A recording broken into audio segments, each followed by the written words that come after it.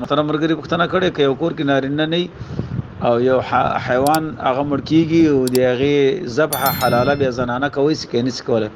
محترم مرګري کوي سي د ذبح د لپاره اولنې شرط دا مسلمان وي.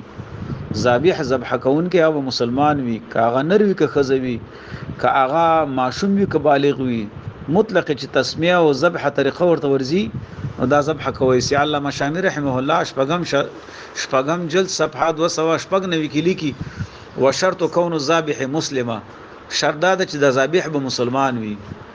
او بیا لیکي اخر کې لیکي ولو الذابح اگر کدا ذبح کون کې مجنونا او امراه او صبيا يعقل التسميه والذبح چې دی په بسم الله او ذبح طریقه باندې پويږي نو خزه بالکل حلاله کوي سي، ذبح کوي سي او زالالوي سي، چرګالالوي سي، ککور کې سوګي کني مطلق دوی حلاله دا کوي سي.